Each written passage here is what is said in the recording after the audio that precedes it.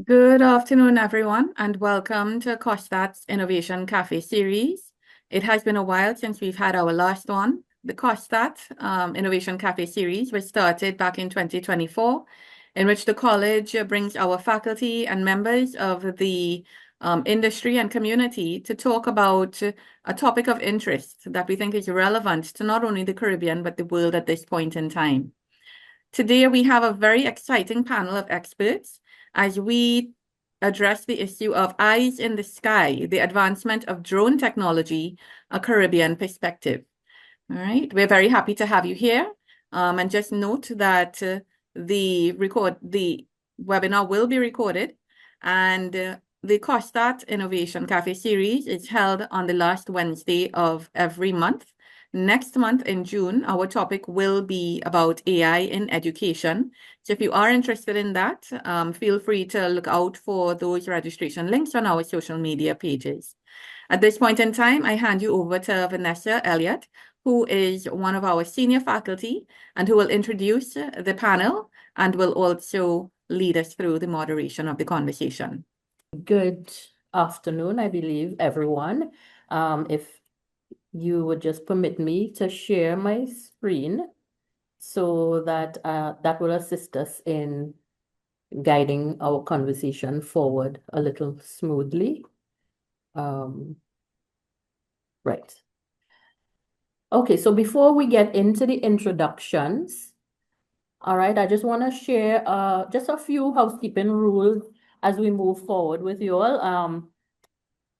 The questions from the audience, so we ask that you reserve those questions for the Q&A session, which would be at the end of today's session. You can drop your questions in the chat where Ms. Karen Paul, the department chair of the Environmental and Sustainability Studies Department, will be managing that, will be managing the chat. So at the end of the session, during the Q&A segment, hopefully we will be able to answer most, if not all of your questions. May not be all, because remember, it is just a 1 hour period. Okay, so thanks for your cooperation where that is concerned. So today's discussion is going to flow according to the agenda that we have here. All right, so I'm not going to go through this individually for you, but just so that you can have a little view of what that should look like. All right, so as Miss Viola, Dr. Nicholas, apologies, would have indicated, right? We know we are all here because we saw this very exciting topic theme, Eyes in the Sky, the advancement of drone technology, a Caribbean perspective. And most of you are probably here because you have heard a little bit about it. Maybe some of you are actually involved in the use of the technology in your workplace and in your duties.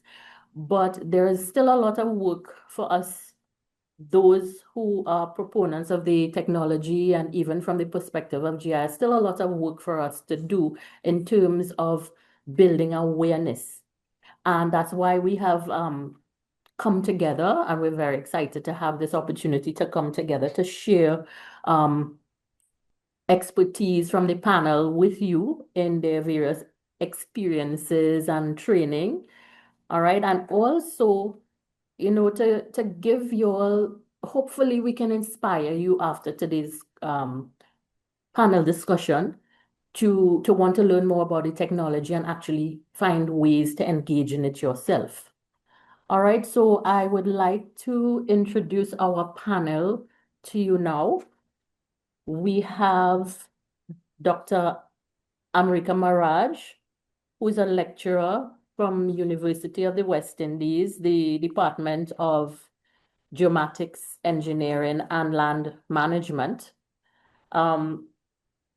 Maharaj's research focuses on spatial data analysis, geostatistics, and risk assessment, with an emphasis on maritime navigation in the Caribbean Sea. Some of her current research areas some of her current research areas and expertise include numerical modeling, GIS, remote sensing, hydrogeography, and maritime navigation studies. So welcome to our panel, Dr. Maharaj. Then we also have Lieutenant Commander Atiba Briggs from the Defense Force.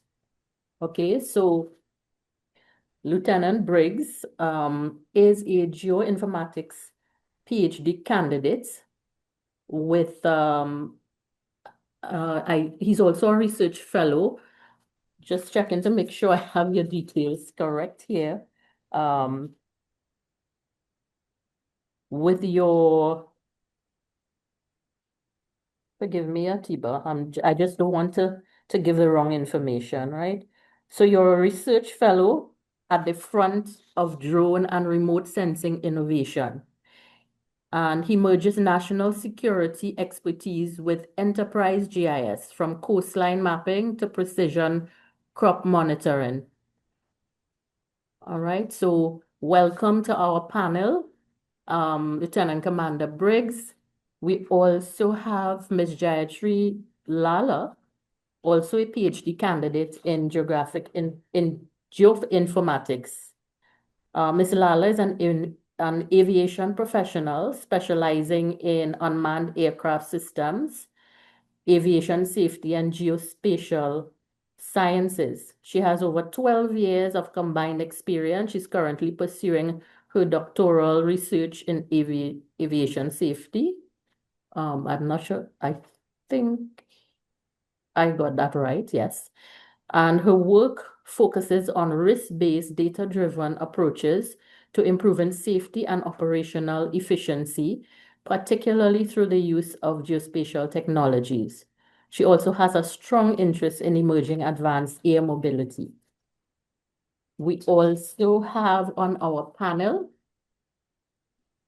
Ms. Reina Sookdeo. So Reina, also representing the GIS Society of Trinidad and Tobago, has an MSc in Geoinformatics, is a geospatial technology specialist with over 5 years of experience in geospatial sciences and drone mapping. She's a certified UAS pilot skilled in LiDAR and RTK systems. She leads cutting-edge projects in oil spill monitoring, marine spatial planning, and coastal resilience across Trinidad and Tobago and the wider Caribbean. She's a passionate science communicator, and Reina champions geospatial innovation for sustainable development in small island developing states. So welcome to our panel.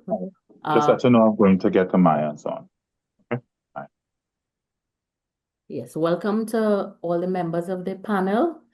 And so before we ask our panel to give their brief presentations, I'll just share a little general overview because I'm sure we have a pretty wide, pretty broad cross-section in our audience today.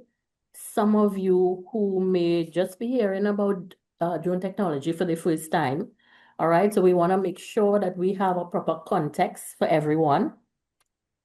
All right, so we know that we know what our theme is. All right, we know our theme, we know what we're discussing today. So we have gathered today because I think we've all kind of realized that the skies above us, above our islands, is no longer the same as it used to be. Before it would be, ages ago, it would be home to birds and occasional light aircrafts. But now we are sharing our skies with something that we haven't had to deal with before, and these are unmanned aerial vehicles, better known to us as drones. Those drones were once dismissed as expensive toys for hobbyists. Drones have in less than a decade transformed into one of the most consequential technologies of our time. And for us here in the Caribbean region, we find ourselves sitting right in the middle of the immense challenges as well as the promises that drone technology affords to us.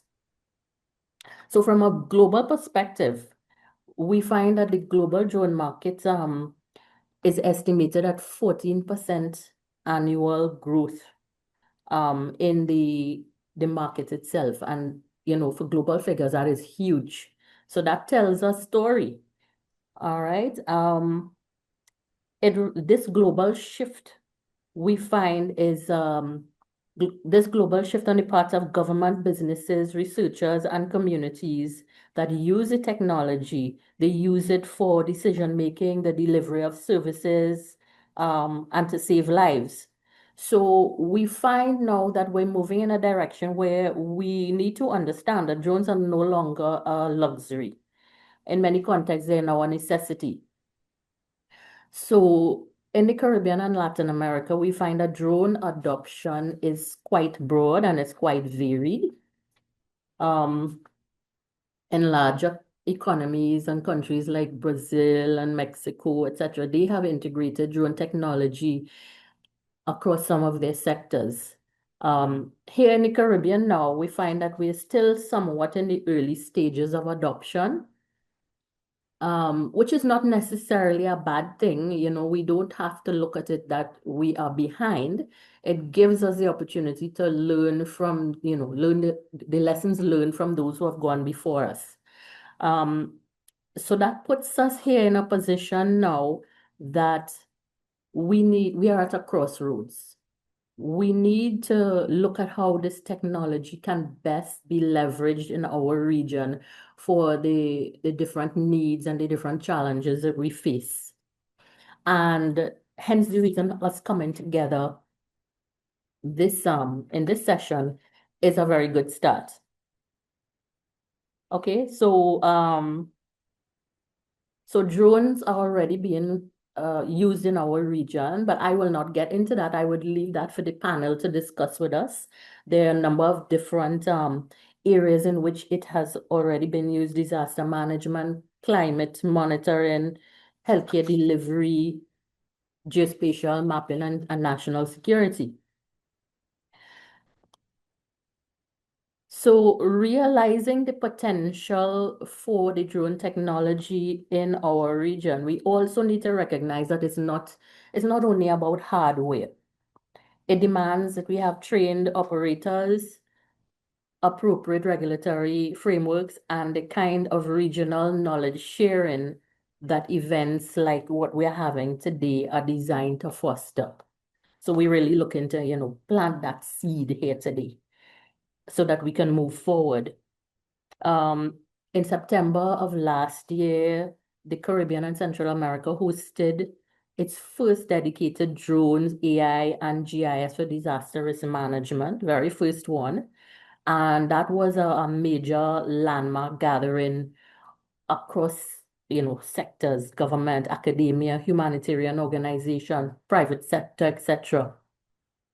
So we hope by the end of today's session, you will be able to recognize that the momentum for the use and benefits of this technology is very real. The momentum is real. And we hope that you will come to a place where you would be ready to seize that opportunity and move forward.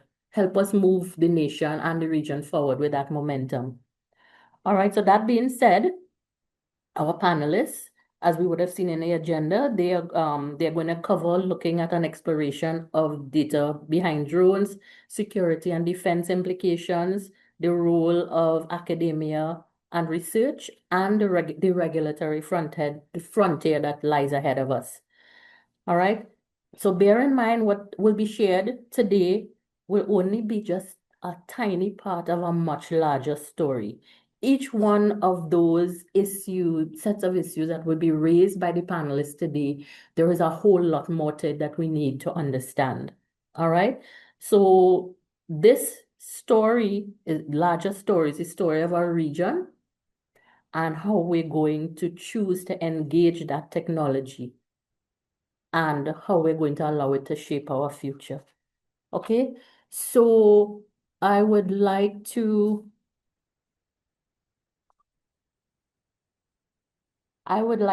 first invite Ms. Sookdeo to speak to us about how data is being translated into real world decisions across our industry. So I'm going to stop sharing so we can see Rena's lovely face. All right. So this is slides are just for the queue. Okay, All thank right. you so much, Vanessa. So when most people think about drones, the first thing that would usually come to mind is photography or videography. But drones today are doing far more than just taking pictures. They've evolved into powerful data collection tools. So when we talk about drones collecting data, a big part of that depends on the type of sensor that's attached to the drone. And these different sensors would collect different kinds of information, and each one serves a different purpose depending on the industry or the application. We have RGB or optical cameras, which is actually the most common type of drone sensor that most of you would be familiar with. These are the standard high-resolution cameras that capture photographs and videos in visible light. It's basically or essentially what the human eye can't see. So, for example, in Trinidad and Tobago, these could be used to capture aerial photography, videography at events, environmental monitoring to disaster damage assessment, or change detection analysis, right? We also have thermal or infrared sensors. Now, these thermal sensors detect heat rather than visible light. So instead of producing a normal photograph, they create images which are based on temperature differences. So for example, these could help detect wildfires, to even overheating of electrical equipment, or even the presence of a human during a search and rescue operation. So for example, in the energy sector, a thermal drone could actually inspect an oil and gas infrastructure without shutting the entire operation down. Similarly, in disaster response, they could help locate people even in low visibility conditions or at night. Additionally, there are multispectral sensors. Now, these sensors, they capture light beyond what the human eye can see. And this would include wavelengths such as near infrared. These sensors are especially valuable in agriculture and environmental monitoring because healthy vegetation actually tends to reflect light differently from stressed vegetation. So, for example, they can be used for crop health analysis, or to detect plant stress or disease, or monitor mangroves and forest ecosystems. So instead of waiting, let's just say, for a crop to visibly look unhealthy, a farmer can identify their problems early and respond in a faster way, right? And there are also LiDAR sensors. Now, LiDAR stands for light detection and ranging. Now, these sensors tend to use laser pulses to measure the distances between the drone and the ground or objects below it.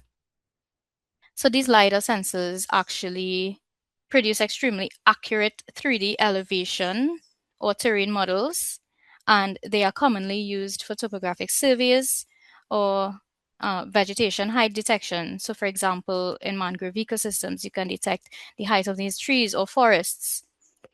Now, one major advantage of LiDAR is that it could see through vegetation gaps and measure the ground beneath, which makes it incredible if you want to do terrain mapping in a forested or a difficult to access area. But the real value is not just in collecting the data, but it's how the data is processed and turned into useful insights that would support real world decision making. So just to summarize that, in Trinidad and Tobago, we have agencies that are using drones, for example, to map shoreline change, monitor mangrove ecosystems, even detecting oil spills.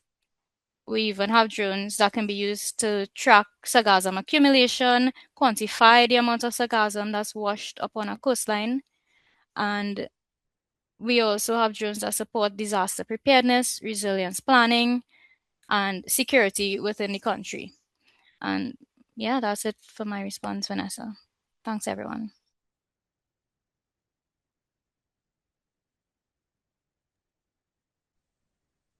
Thank you so much, Rena. No problem. So Rena, tell us a little bit about, in terms of all those various examples of data, how does it work in terms of data ownership? Who owns the data? Okay, so this is actually a really important question. So in Trinidad and Tobago, drone ownership is still a developing or a somewhat gray area. Now, in most private or commercial operations, ownership would usually depend on the agreement between the drone operator and the client. So typically, the client who commissions and pays for the work would own the final deliverables. So these are the maps, the imagery, inspection reports, 3D models, etc. Now, the operator may also retain access to the raw data unless otherwise stated in a contract. Now, there are, however, multiple layers of interest where the operator would physically collect and process the data and the client would use it for commercial or operational purposes, but the state may also have an interest. So, for example, where the drones would be flown near sensitive infrastructure, borders, or public assets. Now, in cases where government agencies conduct an official drone operation, the agency will generally own the data. However, the state could also access that data through mechanisms such as the Freedom of Information Act. And of course, privacy would always remain a key consideration in the use of drone technology in Trinidad and Tobago. Okay, thank you very much for that, Rena. I see No a very problem. interesting question that popped up there in the chat, but we will reserve that for the Q&A session. No And problem. hopefully your question will be answered. But the question is, do you give license for, I guess they're asking about licensing for drones from civil aviation. And I think one of our panelists might be able to speak to that a little more precisely. All right. So Correct. thanks for that question, Jason. Okay. The next panelist we invite is Lieutenant Commander Atiba Briggs. All right. And the question that we are, I think I have you pinned. Just a second. You'll excuse me. I need to. Right. Right. So, Lieutenant Commander Atiba Briggs, the question for you is, right. So, from border surveillance to defense operations, how is drone technology being deployed across the Caribbean to address national security challenges? And what does its growing use mean for regional security landscape? So can you just speak to that question a little bit for us, please, so that we can have some understanding? Thank you, Vanessa. You're hearing me, yes? Good day to the panel again and to the persons joining. That's a really loaded question. What I would try to do is frame the question within the context of national security for the listeners. The Caribbean, that space that we call the Caribbean, is generally about 2.7 million square kilometers. And I like to describe it at times as a series of choke points and sovereign EEZs. Okay, it's not just these land spaces. For decades, what we do is we used to use ships and aircrafts to sort of monitor that space. And when I say space, I mean both land and sea. Additionally, what I want the users to appreciate is that when we talk about national security, if I were to take a page from Rena, where she talked about how we apply drones to different applications, defense and national security has its own way of dealing with drones. Essentially, what we try to do is we keep citizens safe. So we look at all of the threats within our space, and that could be on land or at sea, and then we apply different methods to try and reduce those threats.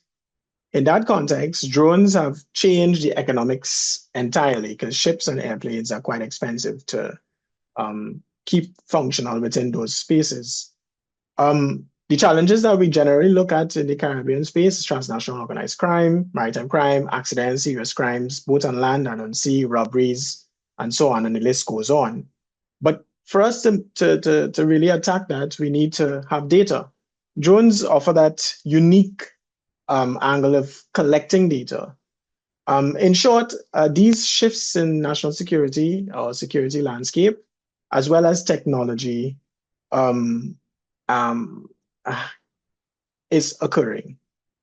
Specific to the discussion here, where we're talking about drones and integrating geoinformatics, drones have not just added a new tool to the Caribbean, it is a real new way of life. It really helps with our operations because it changes the calculus in the way that we develop a strategy, because it changes the way that we see people, we detect people, how we capture data, and how that data is represented for national security purposes.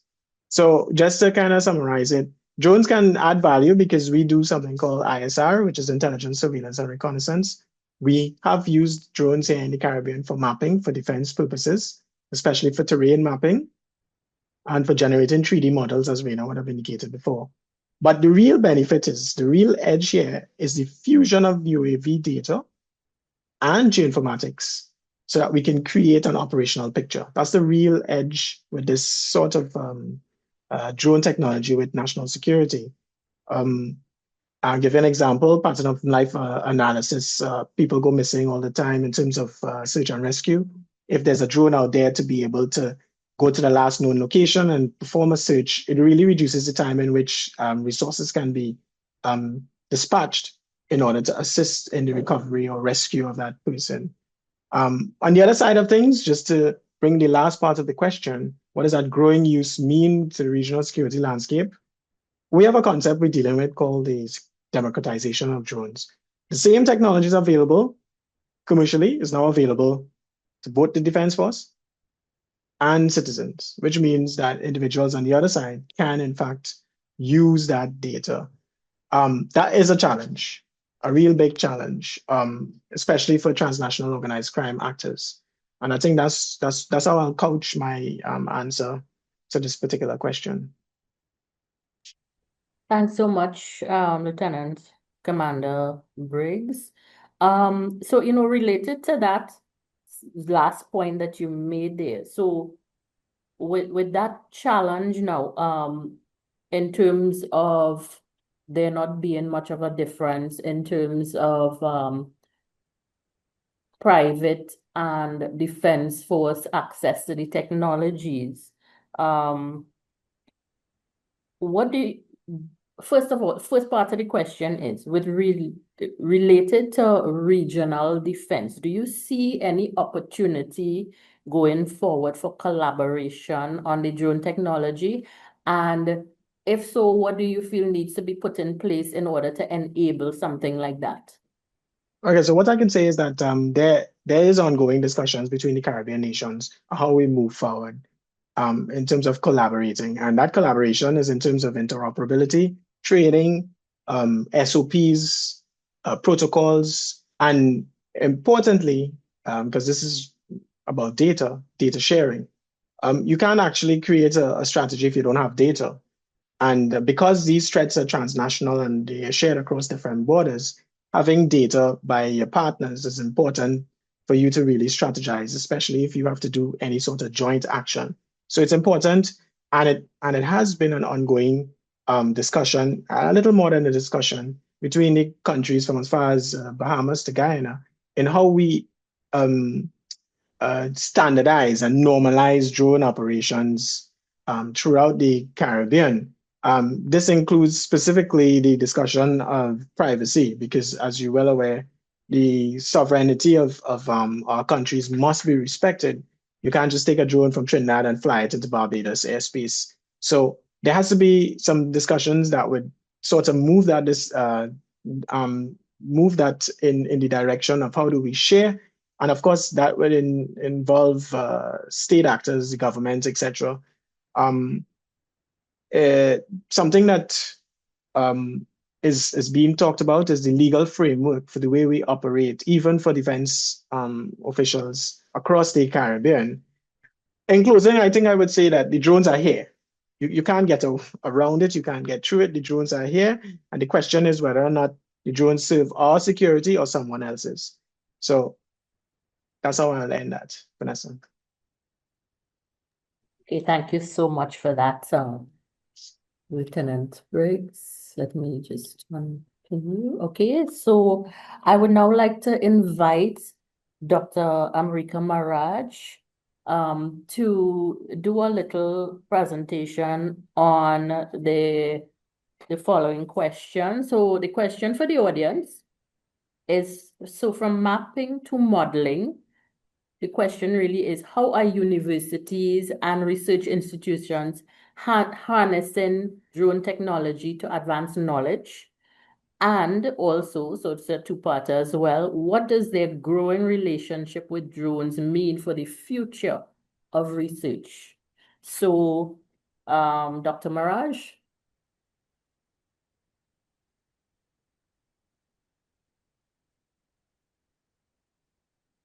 Is Dr. Maharaj here? Hi, yes. Oh, okay. All right, great. Thank you, Vanessa. I think that relationship is very important.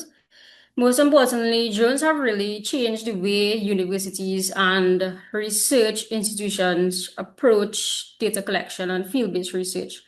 So, traditionally, a lot of environmental, coastal, agricultural studies depend on satellite imagery, surveys, or even using secondary data sets. Those are still important, but drones now have give researchers and students the ability to collect very detailed site-specific data at a much finer resolution, as well as a scale. And what makes drones useful is that they help move research from just mapping an area to actually modeling and analyzing change. So, for example, drone imagery can be used to produce very high resolution maps, elevation models, 3D models, shoreline change analysis, flood mapping, and so on. So the value is not just in just capturing images, but in turning those images into data that can support deeper analysis and decision making. So I do believe that the university are also using drones as a way to strengthen how students design and carry out their research projects. So introducing students to the drone technology also gives them, more options for data collection, especially when they are working on projects where information needs to be updated or very detailed information is also required. Instead of just relying on the existing data sets, students can collect their own data, validate what they are seeing on the ground, and also improve their accuracy of their analysis. So that relationship, or I should say the growing relationship between drones and research, also means that future research will likely be more integrated and multidisciplinary. So drones are no longer just a mapping tool. They are also linked to geographic information systems, remote sensing, artificial intelligence, even machine learning, and other various types of modeling approaches. So in closing, I think that the university have a very important role in ensuring that, drone use is responsible as well. And that also means training students not only in how to fly drones, but also in its regulations, the privacy, as well as the safety, as Atiba mentioned. Thank you so much, Dr. Maharaj. So, Dr. Maharaj, as another tertiary educational institution, COSTAATT as well, one of the things that I would be interested to hear your thoughts on is, first of all, what barriers do you think we face as educational institutions and researchers to accessing the technology? And secondly, so you don't, just brief thoughts on it. You don't need to make it extensive. What do you think that we as tertiary institutions can do, and possibly how can we even collaborate in pushing that awareness and skills building nationally and regionally? What are your thoughts on it?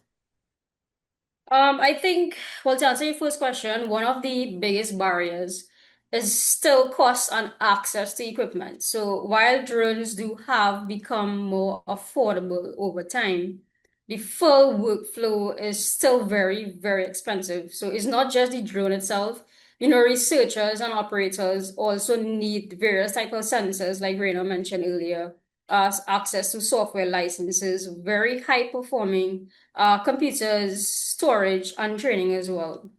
There's also a capacity gap, I would say. So we need more trained pilots and people who understand how to turn the drone imagery into meaningful outputs. And in some cases, institutions may have the equipment, but not enough trained persons to fully utilize it. And there's also the issue of data management and collaboration. So a lot of drone data is collected, but there are still challenges associated around storage, sharing, and very importantly, standardization and long-term accessibility between institutions and other agencies. So overall, I think that the barriers are more so not just technical, but they are also financial, institutional, and operational. Okay, thank you so much for that. All right, and our next presenter, let me just unpin you. Okay, so our next presenter is Miss Giatri Lalla. And I think this would be very interesting for many of you because we've already had one question. Maybe in her presentation, there might be an answer to your question, but we will see. All right, so the question from Ms. Lalla: as drone technology pushes the boundaries of aviation and airspace regulations scramble to keep pace, what are the big questions we still haven't answered, and who should be answering them? All right, so the floor is yours, Ms. Lalla. Okay, great. I hope that all of you can hear me. I really did think long and hard when I got the topic as to what area I would like to touch on, as there are so much things to discuss within this field. And I think I wanted to touch more so on the future of drones, helping persons understand where drones come from and how the regulatory aspect fits in. So at the core, drones are pilotless aircraft or unmanned aircraft and will eventually evolve to meet the needs of urban transportation. After all, it is an aircraft regardless of the size. So whilst we have uses, remote sensing uses and other uses, the core use or the future that we have for drones, it's for it to tackle urban transportation. But just as how in the early 2000s we had a shift between military use of drones and civilian use of drones, we're seeing a shift now, and we not that we're only seeing the shift has actually took place where we're no longer focusing on urban transportation so much so because we know that that is to come, but we've branched out to task-based operations. So because of the low cost or the affordability of these systems and the practical nature of the systems, using them for dull, dirty, and dangerous tasks became so efficient. And it is from this efficiency that these task-based operations deviated from the intended purpose of urban transportation, right? And we had components on the drone that actually allows the efficiency of such task-based operations. So we have factors like the batteries, we see changes in batteries, we see changes in the flight systems, the communications, the airframes, and whatnot. So we are starting to see now a change from this tool being observation based to becoming a predictive system that can use AI. So just to track back, we had military use of drones, then it branched off into civilian use, and that civilian use, the end goal is for urban transportation. But then we had another branch in which was task-based operations, and now that task-based operations is being further advanced through the changing of the system, and the systems are becoming predictive and powered by AI. So what we used to take from the aircraft, uh, uh, let's just say the photos where we're building an auto image, we used to take that and use it in certain instances. Now the systems are actually compiling those images and providing us with real-time solutions. So that's one way in which AI is growing. And in the Caribbean, we can expect growth with AI autonomy. That is where the human has very little um, um, input into the actual operation. It gives the drone a particular objective, and the drone goes and does that objective without human input. We have factors like remote ID. We have the introduction or the adoption of the UTM, which is the UAS Traffic Management Service. And apart from that, we also have constant technological changes. So every single year, every month, different aspects of drones are changing. And of course, the Caribbean will be affected. Now, the drone market currently around the world is about 35 billion US dollars as of 2025. And come less than 10 years from now, it would be about $190 billion. So that means that there's so much change, and drones, and as our moderator said, this drone is a disruptive technology, right? So it's going to be introduced into a lot more functions that we do in our day-to-day lives. So with this change, what does that mean for the Caribbean? So yes, the Caribbean will bask in the success of the growth of the industry, but we will be placed in a very tight predicament in that whilst we are growing, our growth will be dependent on certain markets. And I'll give an example. Currently, most of our drones within the Caribbean come from North America, particularly the United States. The United States recently proposed bans to certain drones that are being imported into the US. So if those drones are being banned in the US and majority of our drones are coming from the US, then we in the Caribbean face that unique challenge now. Do we look elsewhere for drones? Do we create our drones? Do we start manufacturing? Do we have to start looking at manufacturing opportunities or research opportunities that we could get drones that could target problems that we are facing in the Caribbean? Do we rely on other markets, or do we develop something that we can thrive on and become resilient if any other market was to fail, right? And uh, this change or this innovation that is needed really sets apart what is available currently. So currently we have advanced uses, but we have very little manufacturing, very little research into new technology. So if we combine those new fields together with the advanced operations that we are having now, together with the ultimate urban transportation goal, then in combining all of them, we now have to look at the risk versus opportunity. And so that big question comes up. Are we going to take the opportunity, or are we going to take the risk? And this is where the state and the government comes in, their Civil Aviation Authority comes in to determine and perform this balancing act with all of this opportunity being presented. do we look only at the opportunities, or do we also look at the risk? And do we emphasize on the risk, or do we try to have a balance, right? And every country in the Caribbean, their CAA must manage that balance with regulations, because you want operations to be done safely, but at the same time, the technology is changing every month, every year. And so, how are you going to have these regulations in place if it's changing so fast?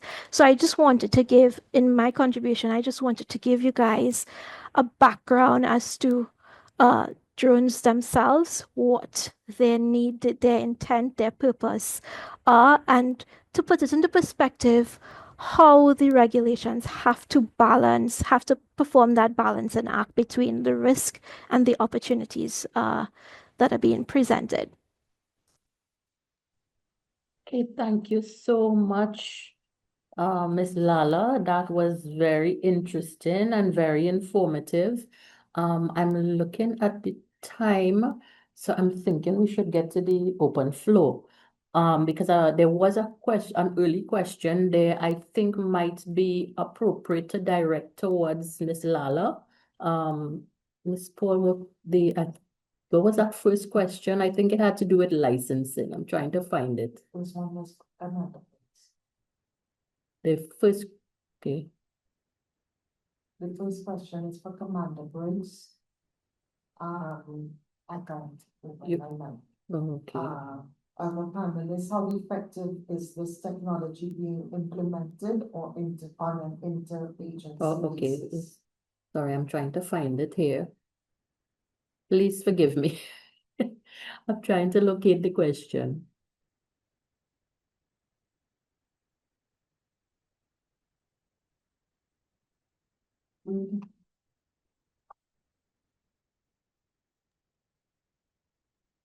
If I can jump in, the first question came from Jason Singh, and the question was, do you give licenses for drones from civil aviation? Yes, thank you. Is that, would you like to, are you willing and able to handle that one, Ms. Lalla? I would advise Mr. Singh all questions relating to UAS and its operations and licensing should be directed to a TTC email and the TTC themselves. Okay, all right. Thank you for that, Ms. Lalla. So the other question I think was directed to Commander Briggs and possibly the other panelists, whomever else would like to jump in there as is appropriate. The question is, how effectively is this technology being implemented on an interagency basis? What are the gaps and challenges? This question was from Shiraz. Okay, I'll start by saying whoever controls the data infrastructure controls the operational picture. This is from a national security perspective. So the reason why interagencies get together is so that they can have that rebalance the asymmetry between state and criminals. Drones are effectively being used, but it's still in its early stages. It's being used for mapping, but most operations require drones for ISR. I think that discussion is ongoing because there are several things to consider, whether it be regulatory frameworks, etc., training, and even the asset themselves. As a country or countries in the Caribbean, you have to consider budget and what you can buy and what these drones can actually do in the operation. In terms of the gaps and challenges, the gaps are always going to be interoperability right now. You have persons who have different experiences across the agencies. And of course, that will lead to some of the challenges. The challenges, especially in Trinidad, would be data sharing. Data sharing has been a challenge, not just for drones, but for all data, especially geospatial data. Here in Trinidad, like you want roads, who do you call? You want rivers, who do you call? Are they able to share? Do you want sensitive data? How do you share that? And then within what frame? So there are some challenges. They're being addressed in different ways, some slower than others. But I think the agencies are willing and ready to step forward and apply drones to see whether or not that operational picture, to better inform that operational picture so that the decision could be better. That's how I'll answer that question. Okay, thank you for that, Commander Briggs. If does anyone else from the panel, would you like to weigh in or should we move on? Okay, so let's move on. So the next question comes from Chris Hossein. And the question, he said, this question is for the panel. Are SOPs in place to differentiate data overload versus credible data? I don't know if there's anyone who would like to take on that question. I'm not sure what he means by data overload, but certainly in the collection of credible data, I mean, coming from the last question, for instance, the Defense Force would team up with IMA and the university, et cetera, to collect data for mapping. So, and there are ways to do that. So there are SOPs in place for credible data collection. I suspect he might be referring to, if that's a he, referring to data that leads to some sort of actionable intelligence, whether it be environmental security or otherwise. In terms of data overload, I'm not sure what the other panelists think, but I suspect that individual may be referring to if everybody collects the same data, where is that data going? And what do we do with it? If it goes to an agency or authority, does it get backed up? I don't think that there's a SOP for that, but for the persons who collect the data, they should back that up, I guess. But in terms of interagency, intercountry, amongst countries, I don't think that exists. I know what you think, Amrika. No, I agree. You could say that Trinidad and Tobago does have standard procedures and professional practices in place with certain sectors, particularly in surveying, engineering, or even disaster management agencies, and as well as civil aviation. So, for example, drone operations must follow guidelines and approvals through the Trinidad and Tobago Civil Aviation Authority, especially for commercial and research use. However, when it comes to the broader national frameworks for managing, large-scale geospatial or drone-related data, I think that there's still room for growth and standardization as well. But different organizations, as Atiba mentioned, they may have their own internal SOPs for data collection, validation, storage, and quality control as well. But there's not always a single unified national standard across all sectors. So I would say that the foundation exists, yes, but as the use of drones, even in geographic information systems, remote sensing, and even AI, it continues to expand, and there is increasing need for a stronger coordination, cleaner data governance frameworks as well, for more standardized SOPs across all institutions. Okay, thank you so much for that. So I'd like to take one more question from from our audience because we need to wrap up by 12 and we have a little bit of information to share to wrap up. So Ross Mahabir had asked some questions. I think some of that may have been covered in the responses that went before. So I hope that would be okay for you. So then the final question we will take from the floor is, all right, so this is from Elite Drone Operations Academy. Good afternoon, all. The question is, how or who can operators get public liability insurance for commercial operators? Most insurance companies are denying or outright saying no to requests for quotes since the term the drone is used. How did the TTCAA approach the relevant stakeholders, that is the insurance companies, regarding this area? Is anyone in a position to respond to this question? So I would again advise elite drones to forward all regulatory related questions to the regulator themselves. That's the best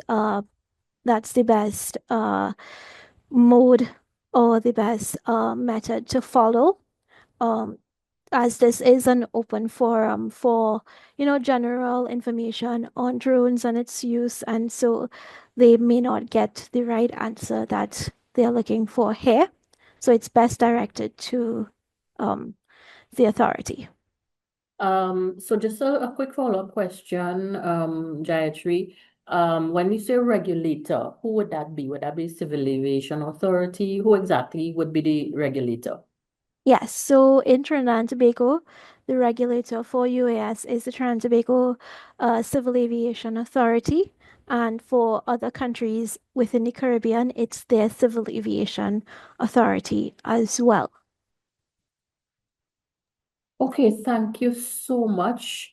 So we will have to end the Q&A segment here, folks, because we are quickly coming to the end of our time slot. And so I would just a second. So I'd just like to, briefly recap. A lot of information was shared with us here today, and very extremely useful and informative information. And I hope at least it was sufficient to get you guys thinking, how those of you who are not already utilizing the technology, think about how you can utilize it to improve your work or your service delivery, whatever it is that you're involved in. For those who it's new to you, also think about how you can do that, how you can utilize it, where you can look for training. I think I have a little slide somewhere where, one or two websites where you might find some more information on that. And, you know, hopefully we have been able to drum up a little interest and excitement about the use of drone technology, across various sectors for you, and be able to engage in conversation going forward. So if I can just share my screen again.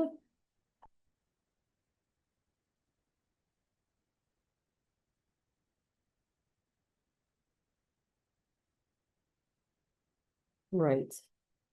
Okay, so I just want to thank everyone, and particularly each of the panelists that joined us today and shared their expertise and their knowledge with us. We want to say thanks to all of you who attended today, and also especially to Dr. Fiola Nicholas and the and her team for facilitating and putting on this.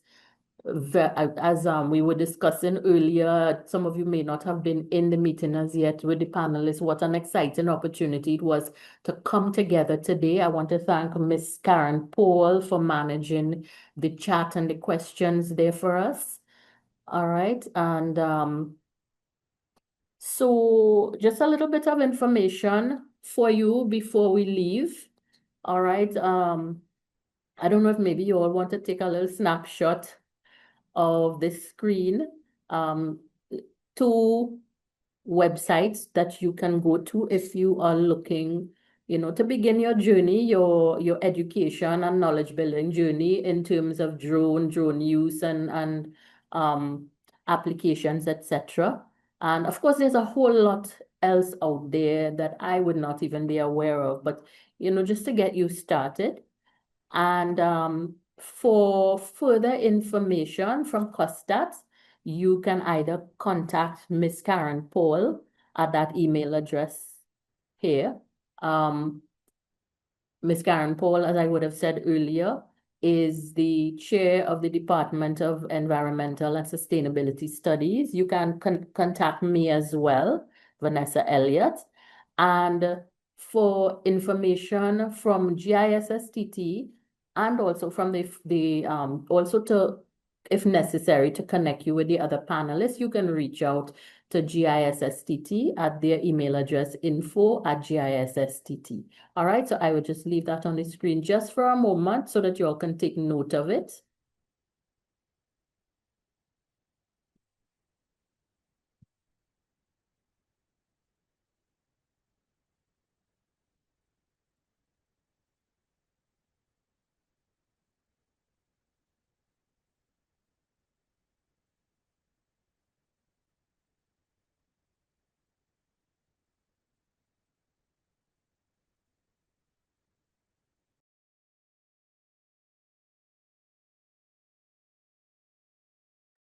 Okay, Fiola, I think I've left it up quite a while, but I would like to hand back over to you to conclude today's sessions. Thank you so much. Great. Thank you very much. We appreciate the panelists for their discussion and their contribution. Just want to give a gentle reminder that we do have our next Innovation Cafe series, which is happening on the 24th of June. And the topic is dealing with the future is in session. So we look forward to having you join us for that. The video will also be shared on YouTube as well as on our social media platform, in particular Facebook. So if you didn't catch the entire conversation, you can follow up with us there. Thank you very much, everyone. We appreciate having you with us for the COSTAATT Innovation Cafe series. And we look forward to seeing you next month for our next topic on AI in education. Have a great day, everyone. Thank you very much. Thank you, everyone.